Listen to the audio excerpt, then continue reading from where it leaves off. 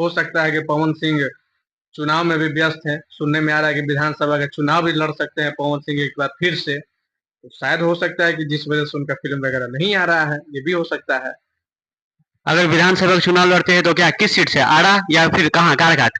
ना ना, विधानसभा के अगर चुनाव लड़ेंगे पवन सिंह तो इतना तो कन्फर्म है कि वो काराकाट से ही लड़ेंगे। अब आरा के प्रति हमको नहीं लगता है। और हमको क्या, उन्होंने भी साफ कह दिया है कि काराकाट के जनता के दिलों में पवन सिंह बस चुके हैं और पवन सिंह के दिल में काराकाट बस चुका है। तो इतना तो कन्फर्म है कि पवन सिंह अगर भविष्य में या तो विधानसभा चुनाव हो या लोकसभा चुनाव हो, जब भी लड़ेंगे तो काराकाट सीट से ही लड़ेंगे।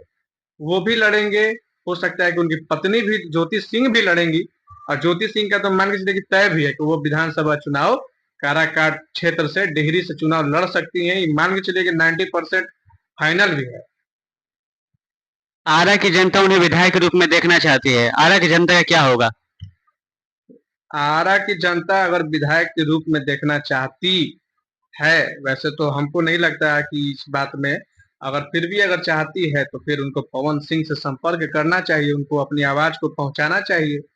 तब ना, वैसे अभी तो ऑलरेडी आरा से इतने सारे दावेदार हैं, कैंडिडेट हैं कि पवन सिंह का हमको तो नहीं लगता है फिर वही हाल हो जाएगा कि पवन सिंह को फिर निर्दलीय चुनाव लड़ना पड़ेगा। और निर्दलीय चुनाव लड़ेंगे तो फिर पवन सिंह को हार का सामना करना पड़ेगा। इसलिए वो आरा के चक्कर में है ये नहीं है, उनका तैयारी है कि अगर विधानसभा चुनाव लड़ते हैं तो एक बार फिर वो काराकाट से ही लड़ेंगे।